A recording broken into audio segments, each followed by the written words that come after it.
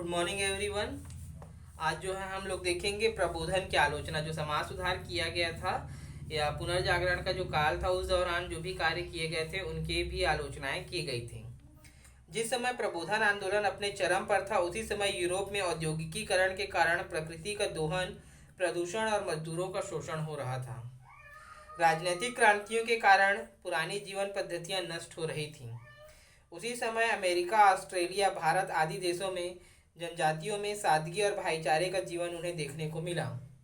जो लोग औद्योगिकीकरण आदि से त्रस्त थे, वे आधुनिक युग की आलोचना करने लगे और उसके साथ विज्ञान और बुद्धिवाद का भी विरोध करने लगे। ठीक है। जिस समय प्रबोधन का आंदोलन अपने चरम सीमा पर था,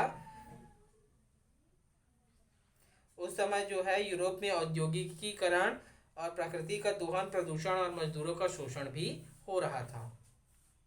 राजनीतिक क्रांतियों के कारण पुरानी पद्धतियां जो है नष्ट हो रही थी। उसी समय भारत, अमेरिका और ऑस्ट्रेलिया आदि देशों में जनजातियों में सादगी और भाईचारे का जीवन उन्हें देखने को भी मिला। जो लोग औद्योगिकीकरण आदि से त्रस्त थे, वे आधुनिक युग की आलोचना करने लगे और उसके साथ विज्ञान और बुद्धिवाद का भी विरोध करने लगे। ठीक है। लगातार जो औद्योगिकीकरण बढ़ रहा था और विज्ञान जो है तरक्की कर रहा था, जिसकी वजह से प्रदूषण वगैरह भी फैल रहा था, तो वो लोग जो है आधुनिकीकरण से त्रस्त थे, जिसका परिणाम ये हुआ कि वो उसका विरोध करने लगे। इनमें रोमांटिसिस्ट आंदोलन के दार्शनिक जैसे रूसो, कवि लॉर्ड बॉयरन और कलाकार प्रमुख थे जो इस आंदोलन का विरोध कर रहे थे। वे आधुनिक और औद्योगिक युग की जगह एक कल्पित ग्रामीण जीवन, जो प्रकृति के विनाश पर नहीं बल्कि उसके साथ सामंजस्य पर आधारित हो, की पैरवी कर रहे थे। वे तेजी से लुप्त हो रही लोक कला और संस्कृति को बचाना चाहते थे। जहां प्रबोधन ने दुनिया को समझने की विज्ञान की शक्ति का गुणगान किया, वहीं रूमानियों ने उन बातों पर ध्यान आकर्षित किया। ठीक है। ये वे क्या कर रहे थे कि जो तेजी से लुप्त हो रही कला और संस्कृति थी, उसे बचाना चाह रहे थे, क्योंकि ये सब विज्ञान और आधुनिकतावाद की भेंट चढ़ते जा रहे थे। जहाँ प्रबोधन ने दुनिया को समझने की विज्ञान की शक्ति का गुणगान किया, वहीं रूमानियों ने उन बातों पर ध्यान आकर्षित किया जिन्हें भावनाओं और एहसासों से ही समझा जा सकता था।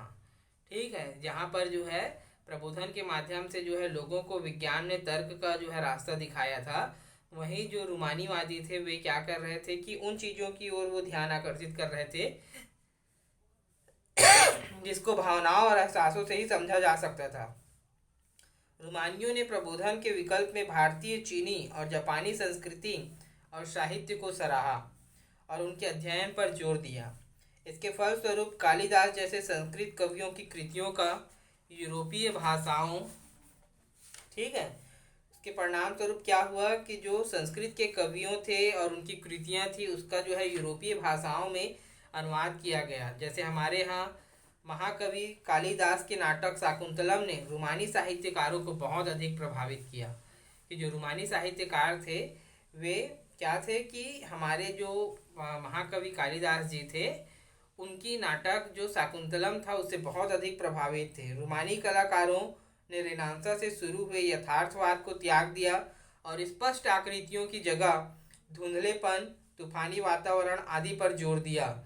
जैसे आप देखेंगे, आपकी बुक में एक चित्र दिया हुआ है जिसमें फ्रांसीसी कलाकार ड्रेलार्का द्वारा बनाया गया चित्र सन 1885 में बिजली से भयभीत घोड़े का चित्र दिखाया गया है, जो बिजली के चमकने की वजह से डरा हुआ दिखाया गया है।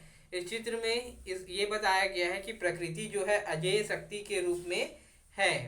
ठीक है। कि प्रकृति को जो है कोई नहीं हरा सकता है। उनके द्वारा दर्शाए गए लोग भी भयभीत या अचंभित लगते थे। ठीक है। रेनेसां में जो यथार्थवादी थे उसको त्याग दिया गया और स्पष्ट आकृतियों की जगह धुंधलेपन की जो है आकृतियां दिखाई गई, जिसमें यह स्पष्ट किया गया कि जिसमें प्रकृति का जो है चित्रण किया गया है और लोगों को डरा हुआ या किसी चीज़ों के आने से हम अचानक आवाज़ आने से चौंक जाते हैं, ऐसी चीज़ों को जो है दिखाया गया है। ठीक है। जिसमें घोड़े का एक चित्र बताया, साथ ही लोगों के जो चित्र बनाए गए हैं उसमें भी लोगों को डरे हुए और अचंभित भी बताया गया है। अब देखेंगे कि इसमें जो है प्रबोधन या तर्क के समय ने जो है लोगों को अंधविश्वासों से बाहर लाने का प्रयास किया, लेकिन जब आधुनिकता बढ़ी, औद्योगिकीकरण बढ़ा, प्रदूषण बढ़ने लगे, कारखाने में मजदूरों का शोषण होने लगा, तो जो आधुनिकवादी थे, आधुनिकवादी विचारों से जो दिक्कतें होने लगी थी तो लोगों ने जो है उनका विरोध करना प्रारंभ कर दिया। तो इस प्रकार हम देखते हैं कि प्रबोधन काल में भी जो है प्रबोधन की आलोचनाएं की गई है। और चूंकि आधुनिकता की वजह से जो प्राचीन संस्कृतियां थी वो भी विलुप्त होने के कगार पर आ गई थी, तो जो कलाकार या कवि और लेखक थे उन लोगों ने जो है उस प्रकृति को और उस संस्कृति को बचाने का भी प्रयास किया है, जिसकी वजह से जो है उन्होंने प्रबोधन की आलोचना की है। ठीक है बच्चों, किसी भी प्रकार का डाउट होगा तो जरूर पूछेंगे। Thank you.